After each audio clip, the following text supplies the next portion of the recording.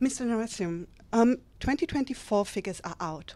What are you most thrilled about? I was really happy with the consistent financial performance we had over the course of the year. As you saw, we beat top and bottom line, we raised guidance 3 times, and all of our key growth drivers are now performing extremely well, which gives me confidence in the coming years we can maintain the strong top line, bottom line performance, and also innovation performance into the future. And where could you have done better?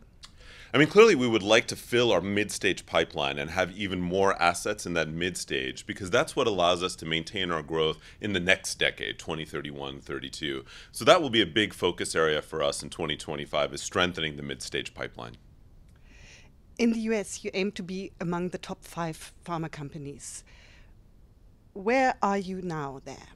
We had great performance in the US. Actually, we had high teens growth in 2024, and we expect to have strong growth as well in 2025. But I think getting to the top 5 is going to take some time. I think especially with the obesity companies having substantial performance increases, that'll take a little bit more time to get to the top 5. But we continue to believe in the mid to long term we can be a top 5 company in the US, building on our #1 position outside of the United States. It's always important to note Novartis is #1 outside of the United States and #1 in Europe. Will the Trump administration affect your plans?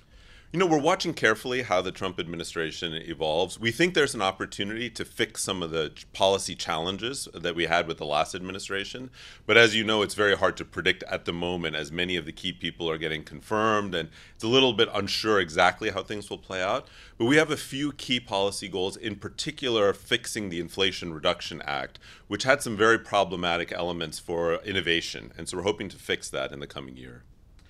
2025 will affect you in terms of loss of exclusivity. What exactly are we to expect there?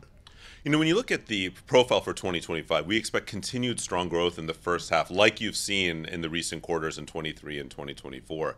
Then after the mid-year expected patent loss of Entresto, Tasigna, and Promacta, we will see a slowdown, but we still continue to expect to see low to mid single-digit top and bottom line growth in the second half of the year. That's why we were able to give guidance today that I think was better than what the markets expected, because our pipeline is able to overcome these patent expiries. So it will lead to a slowdown, but then we'll get back to growth shortly thereafter. Recently, DeepSeek caused quite a bit of an upheaval in the news. AI, is it more a blessing or a problem for pharma industry?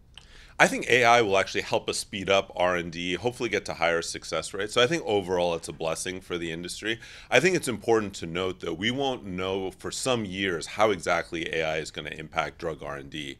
A lot of big proclamations are being made, but I think it's important we stay humble, because drug R&D, as we know in Switzerland, is incredibly difficult. AI will help, but AI is not magic. And I think we'll have to see how exactly it improves things in the years to come.